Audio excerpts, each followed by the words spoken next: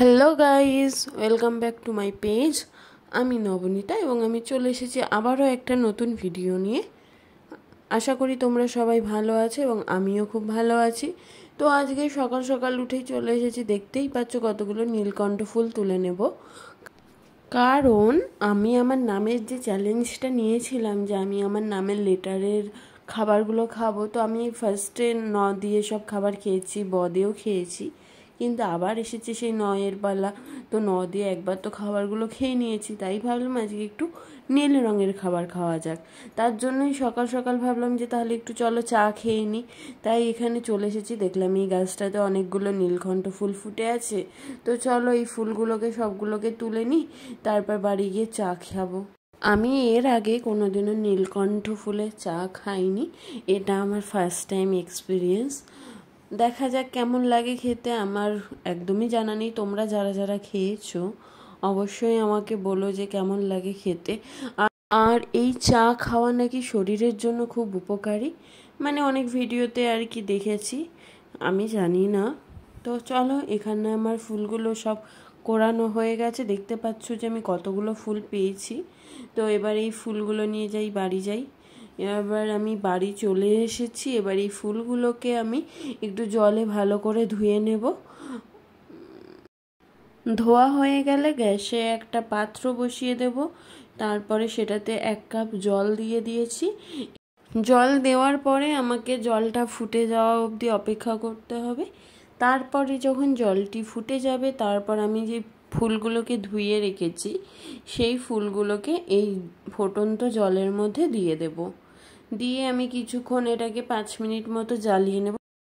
কিছুক্ষণ পর থেকেই দেখতে পারবেন যে ফুলগুলো আস্তে আস্তে রং ছাড়া শুরু করে দিয়েছে, মানে চায়ের রঙটাও না হালকা নীল হবে, কারণ এই ফুলগুলোর রঙটা যেহেতু একটু তুতে তুতে ছিল, তো ফুলগুলোর মানে চায়ের রঙটাও একটু হালকা নীল হয়েছে, ডিপ নীল হয়নি। তো আমি নীল খাবার যেহেতু খাবো, তাই এখানে একটা অরিও বিস্কুটের প্যাকেট নিয়ে নিয়েছিলাম। মানে এটাই আজকে আমার সকালে ব্রেকফাস্ট, যে একটা অরিও বিস্কুটের প্যাকেট আর এই নীলকণ্ঠ ফুলের চা। তো দেখতে পাচ্ছ যে আমার চাটা বেশ সুন্দর ফুটে গেছে, কিন্তু আমি জলটাকে আরেকটু ফোটাবো, মানে যেই পরিমাণে জল দিয়েছি তার হাফ করব। তো যখন আমার জলটা ফুটে এসেছে, এবার আমি এটাকে নামিয়ে নেব। আর হ্যাঁ, আমি কিন্তু এই চাতে অল্প পরিমাণে চিনি দিয়েছিলাম, মানে জাস্ট 1 চামচ। তো তোমরাও দিতে পারো, তোমাদের ইচ্ছে হলে না দিতে পারো, কিন্তু আমি যেহেতু কোনোদিনও খাইনি আর আমি চাতে একটু চিনি দিই, তার জন্য আমি একটু চা মানে চিনি দিয়েছিলাম। তো এখানে আমি চাটা ছেঁকে নিলাম, আর চায়ের রঙটা দেখো কি সুন্দর এসেছে, মানে কেউ বলবেই না যে এটা একটা ফুল থেকে, মানে একদম টাটকা একটা গাছের থেকে ফুল তুলে এনে সেই ফুল দিয়ে বানানো চা। সত্যি দেখতে খুব সুন্দর হয়েছিল এবং খেতেও খারাপ লাগেনি, বেশ ভালোই লেগেছিল। তো এখানে আমি আমার ব্রেকফাস্টটা তাহলে করে নিই।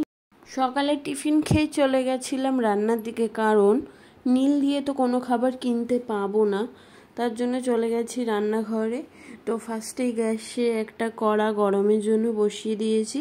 এবার কড়াইটা গরম হয়ে গেছে, তাতে কিছুটা পরিমাণে রিফাইন তেল দিয়ে তাতে শুকনো লঙ্কা, তেজপাতা, গোটা জিরে, গোটা গরম মশলা ফোড়ন দিয়ে দেব।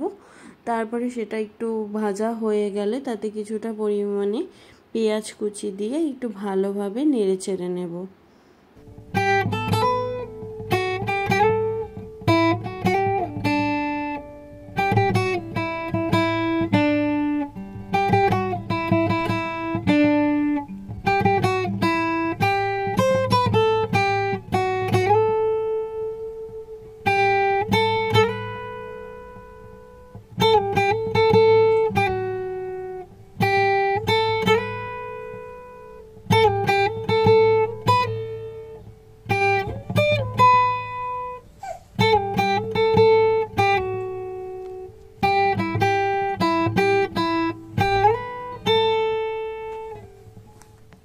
আমার পেঁয়াজটা ভাজা হয়ে গেছে। এবার পেঁয়াজ ভাজার মধ্যেই আমি কিছুটা পরিমাণে আদা, রসুন, টমেটো, আর জিরের গুঁড়ো মানে জিরে বাটা, লঙ্কা বাটা একবারে দিয়ে মশলাটাকে ভালোভাবে কষাবো।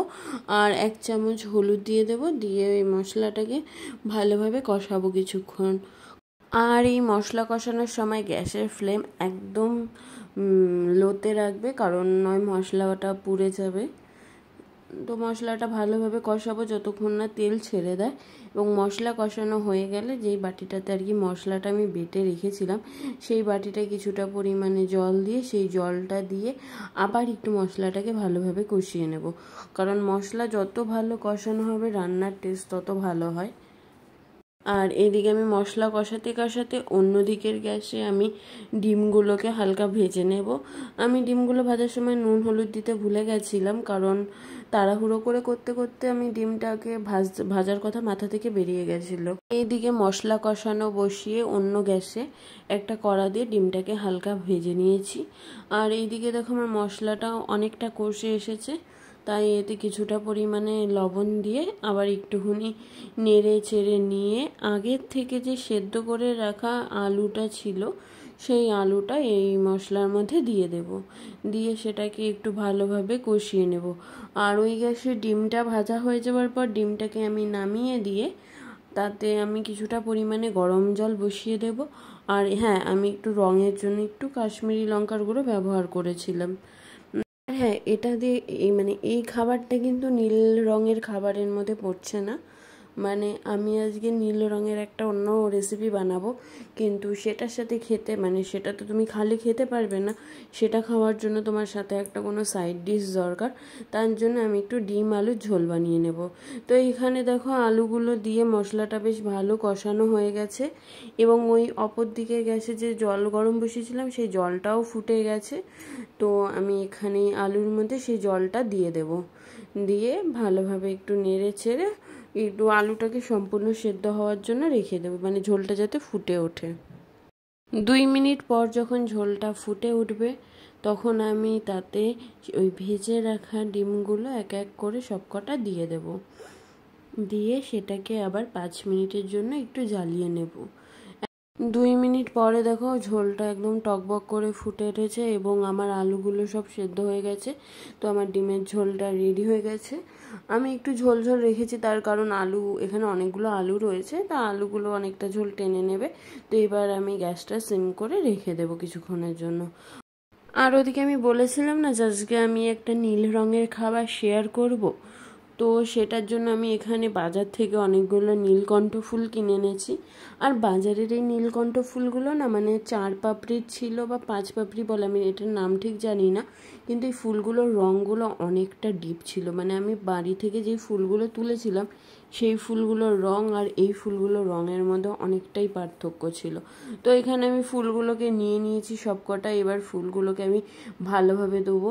দেখো এখানে ফুলগুলো ধুতে গিয়ে জলটা হালকা নীল কালার হয়ে গেছিলো, খাবারটা তাহলে কতটা নীল হবে দেখা যাক। তো বেশ আমিও এক্সাইটেড ছিলাম, কারণ আমি কোনোদিনও এই ফুলের চা বা কোনো রেসিপি কোনোদিনও খাইনি।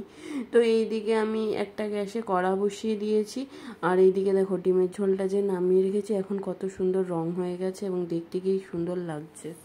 তো এখানে আমার কড়া গরম হয়ে গেছে, এবার আমি কড়াতে কিছুটা পরিমাণে ঘি এবং কিছুটা পরিমাণে রিফাইন তেল দিয়ে দেব।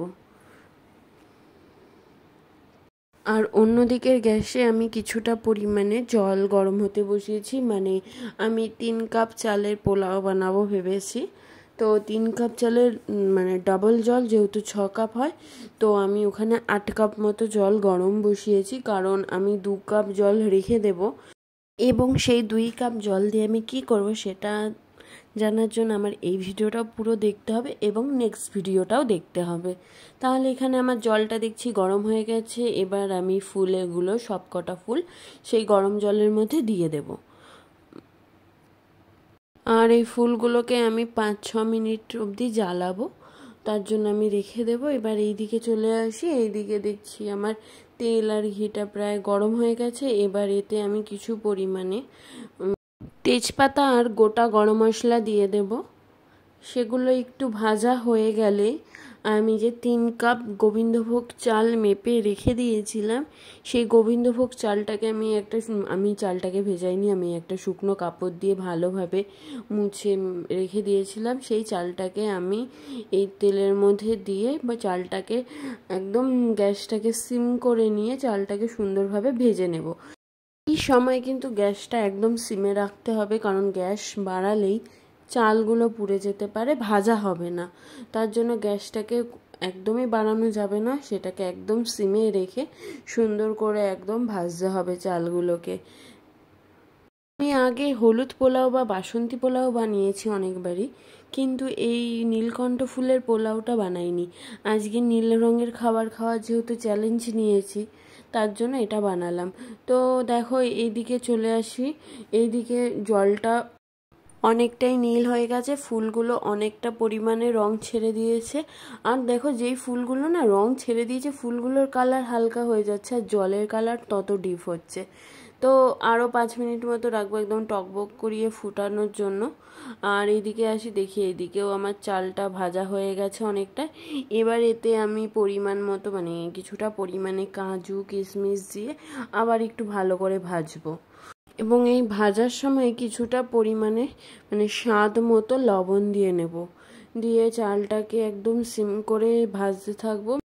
এদিকে আমার চালটাও ভাজা হয়ে এসেছে প্রায়, আর ওইদিকের গ্যাসেও দেখছি যে জলটাও একদম টকবক করে ফুটছে এবং জলটার রঙটাও খুব সুন্দর এসেছে। আমার একটু ভয় ভয়ও লাগছে, কারণ ফার্স্ট টাইম করছি, জানি না কেমন হবে। তো এবার ফুলগুলোকে সেঁকে নিয়ে জলটাকে নিয়ে নেব। তো দেখো জলটা পুরো ডিপ নীল রঙের একটা কালার এসেছে, জলটার কালারটা কিন্তু খুব সুন্দর এসেছে, কেউ বলবে খালি একটা ফুল দিয়ে এত সুন্দর কালার এসেছে। এবার আমি জলটাকে নামিয়ে নেব, এবং পোলাওয়ে যে জল ব্যবহার করি আমরা, সেই জলের জায়গা আজকে আমি এই ফুলের জলটা ব্যবহার করব। আর এই পোলাওয়ে কোনো রকম হলুদ ব্যবহার করা যাবে না, কারণ হলুদ ব্যবহার করলে রঙটা জানি না কেমন আসবে, কিন্তু এই পোলাওয়ে হলুদটা না ব্যবহার করাটাই ভালো, কারণ এই পোলাওয়ের রঙটা নীল আসবে। তো এখানে আমি জলটা সম্পূর্ণ ওই 2 কাপ মতো রেখে বাকি জলটা দিয়ে দেব। দেখো কালারটা কেমন একটা বেশ লাগছিল এই পর্যায়ে। আমার তখন খুব ভয় লাগছিল যে কেমন হবে, কারণ একটা জিনিস করছি, জানি না খারাপ হবে কি ভালো হবে, খাওয়ার মতো হবে কিনা, দুপুরবেলা খেতে পারবো কিনা, এটা নিয়ে আমার খুব টেনশন ছিল। তো এবার জলটা দেওয়া হয়ে গেছে, এবার এটাকে আমি কিছুক্ষণের জন্য ঢেকে রেখে দেব। আর হ্যাঁ, আমি এই সময়ই আমি যেহেতু 3 কাপ চাল নিয়েছিলাম, তাই 3 চামচ চিনি দিয়ে দিয়েছিলাম। চিনিটা অবশ্যই আপনাদের স্বাদ মতো দেওয়া উচিত। আর হ্যাঁ, এই সময় চিনি দিয়ে দিলে চালটা বেশি ফেটে যাবে না বা বেশি গলে যাবে না। পোলাও একটু ঝুরঝুরেই ভালো লাগে, পোলাও ঘেটে গেলে একটুও ভালো লাগে না, তাই আমি এই পর্যায়েতে চিনিটা দিয়ে দিলাম। চিনিটা দেওয়ার পর কিছুক্ষণের মধ্যে আমি এটাতে একটা ঢাকনা দিয়ে ঢেকে দেবো কিছুক্ষণের জন্য। আর এদিকে আমার ডিমের ঝোলটাও রাখা হয়নি, কড়াইতে ছিল। তো চলুন ডিমের ঝোলটাকেও একটা পাত্রে ঢেলে নিই।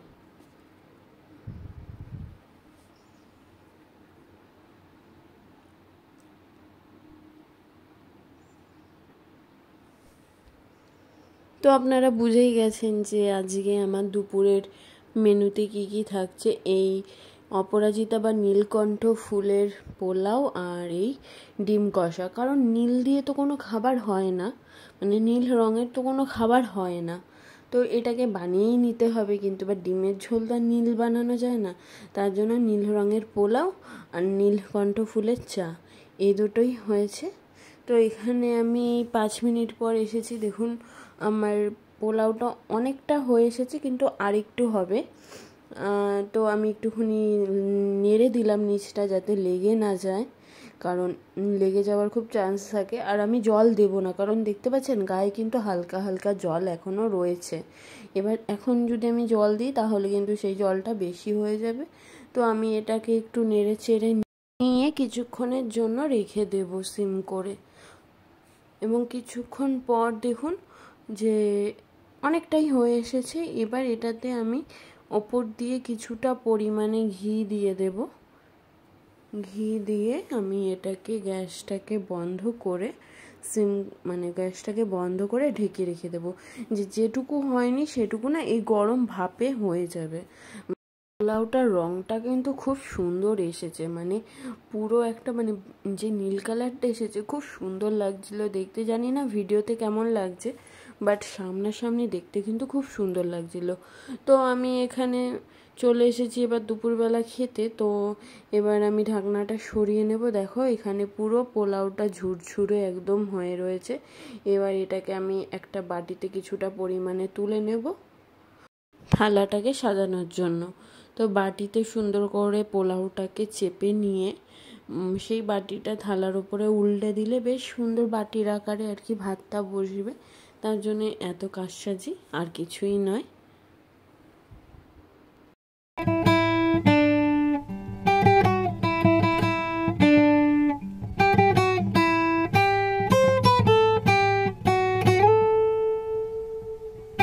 দেখো পোলাওটা দেখতে কি দারুণ লাগছে, আর কার কার এটা দেখে খেতে ইচ্ছে করছে অবশ্যই কিন্তু কমেন্ট করে বলো। আর যাদের যাদের খেতে ইচ্ছে করছে রেসিপি তো আমার চ্যানেলে রয়েছেই, তো তোমরা যাবে এবং এটা ফটফট করে রান্না করে খাবে। অনেস্টলি বলছি এটা খেতে জাস্ট অসাধারণ। আমার আজকের ভিডিও এইটুকুই। আর আমি নীল দিয়ে রাতের বেলা কি খাবার খেয়েছি সেটা জানতে গেলে অবশ্যই আমার নেক্সট ভিডিওটাকে দেখতে হবে।